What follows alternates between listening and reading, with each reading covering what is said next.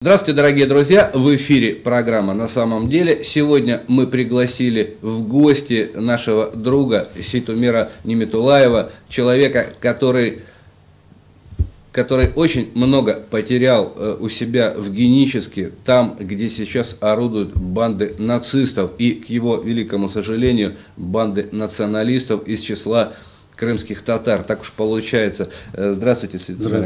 Скажите, пожалуйста, вот на ваш взгляд, происходящее сегодня на юге Херсонской области, вот в вашем родном Геническе, что это такое? Почему люди, которые вроде бы должны заботиться о своих соотечественниках, у которых главная задача вернуть Крым крымским татарам, почему они борются в основном с теми, до кого их руки дотягиваются, до самих же крымских татар, ну и до украинцев, живущих в Херсонской области? Для меня это тоже вопрос, один из которых не ясен. И сегодня, наблюдая за тем, что творится в Геническом районе, ну во всей Украине, можно сказать, оно полное бесправие, законы Украины не работают. Сегодня даже взять то, что они в Евросоюз хотят идти, лишь о каком Евросоюзе можно говорить, когда полнейшая анархия. Даже взять вот по нашей семье, без суда, без следствия, захватили гостиничный комплекс, рынок, не пускают. Даже мы хотели зайти, там свои вещи забрать или что, выходят автоматчики вооруженные, наставляют автомат, и все, не входит никто. Говорят через суды. Суд первый был, передали, второй. На все абсолютно документы есть. Собственно, на мою супругу, на Ниметуллаеву Надию Ибрагимовну.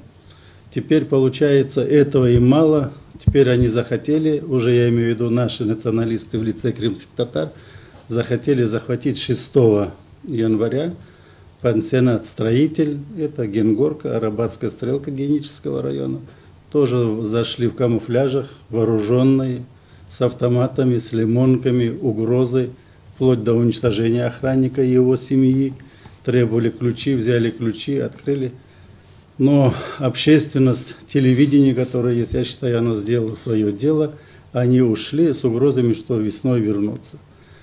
Сколько это может продолжаться и когда этот беспредел кончится, народ в Херсонской области сегодня устал. Народ сегодня ждет действий со стороны украинских властей, я имею в виду адекватных. Сегодня власти Украины надо заниматься экономикой, а не тем, что они сегодня, ну, даже посмотрев Верховный Совет, который у них был, и представитель американский Чейн или кто там был, он же сказал, что абсолютно коррумпированные, и все воры, все 450 депутатов с этим согласились и проголосовали, и в то же время хлопали. Ну, о чем можно говорить? Сегодня очень жаль той Украины, которой была, ее нету. Там действительно был вооруженный переворот, захват власти. Как они это хотят или не хотят, я всегда об этом говорил и говорю. Украинский народ настолько близок к нам и по крови, и по вероисповеданию, я имею в виду православие, я-то сам мусульманин.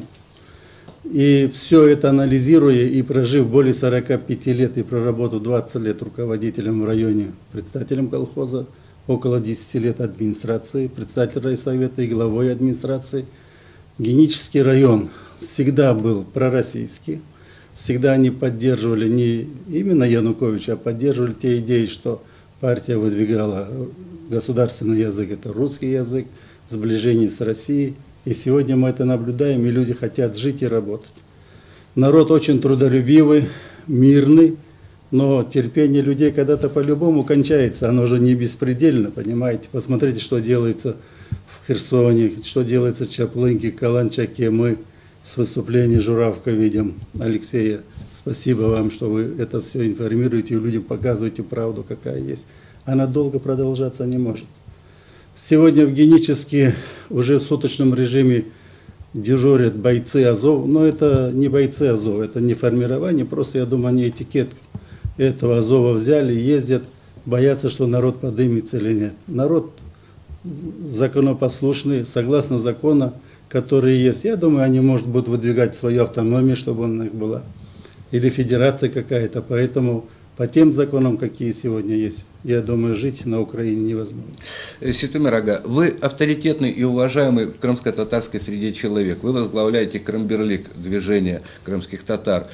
Может быть, именно зависть от того, что к вашему мнению прислушиваются татары в Крыму, может, именно поэтому Ленур Ислямов и ведет себя именно так? Вы с ним общались по телефону. Что он вам сказал? Ну, кроме Крымберлига, я еще председатель общественного совета крымско-татарского народа. Более 20 общественных советов вошли, если меня выбрали. Спасибо за доверие, которое есть. Но, работая в Херсонской области, мы никогда не поддерживали Меджлис и всегда были против той политики, какую ведет Меджлис. Я же наблюдал. Меджлис — это практически были законы тюрьмы. Хозяин тут один, это смотрящий Мустафа Джемилев, а все остальные подчиненные, понимаете? Но это его тюремный опыт. Да, это у него опыт очень большой, да, он этим пользовался. И сегодня, к сожалению, еще и этот опыт у него тут работает. Но мы с молодежью работаем, убеждаем их. Но Ленуру Ислямову я, набрав телефон, сказал: Ленур, говорю, как? Мы соседи с моим сыном, твой дом напротив стоит. Мы же не лезем в твой дом забрать или что-то. Ну, там были такие угрозы. Ну, перевод не нужен, наверное, каждый понимает, что я предал свой народ, лег под Россию, я ни под кого не ложился. Всю жизнь и последние 20 лет, которые есть, я всегда понимал, что в Украине будущего без России нет. Об этом у меня всегда выступления. 2006 год, 2008 журнал «21 столетие», пусть почитают. Почему я об этом говорил? Я понимал, что никаким американцам, никаким западным державам украинский народ не нужен. Но сегодня геополитика убеждает, что не украинский народ нужен, а земли Украины, чтобы ближе к России продвинуться. Мы это видим. Ну вот вы говорите, что дом Ленура Ислямова находится буквально рядом с вашим домом. Напротив. Так получается, что у него российская прокуратура ничего не отобрала, ни бизнес, ни недвижимость, все осталось у семьи? В России первоочередно это закон. Без закона ничего не делается. Для того, чтобы что-то отобрать, я думаю, будет суд, оно будет вынесено на общее обозрение, народ это будет знать. А на Украине нету никакого суда, никакого закона. Забрали у меня уже 1,5 года, вывезли все, что там внутри было, мы не можем даже войти. Гостиничный комплекс, который стоит на границе с Чонгаром, стоимость 3 миллиона 400 тысяч долларов, которые мы оценивали и строили дело. Вот такой один из примеров, далеко ходить не надо.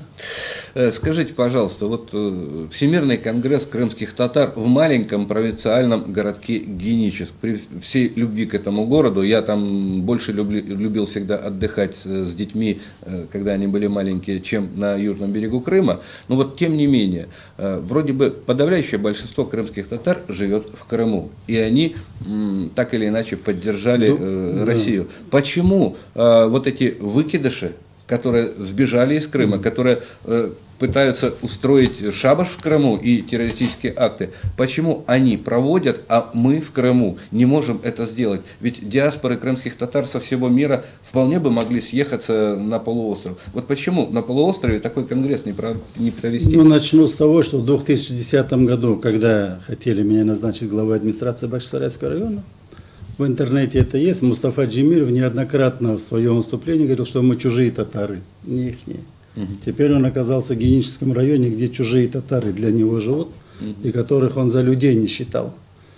Живут в Геническом районе около 4,5-5 тысяч крымских татар, ну, может, с Мелитопольским районом взять сюда Сирогоз, ну, пусть во всей Украине 10-12 тысяч крымских татар было. Родина наша в Крыму. И Мустафа Джемилев стал Джемилевым, потому что свои идеи выдвигал, что в Крым должны все вернуться. Сегодня он перевернул 360 градусов с головы на ноги. Вчера был проведен тоже конгресс всех муфтиев Крыма. Был муфти с Грозного, были муфти с Татарстана. Их выступления, все, они там ясны и сказали, что вот мы в Крыму, все мусульмане здесь все это должно быть. Я думаю, это чисто американский вариант, еще раз повторяюсь, они финансируются.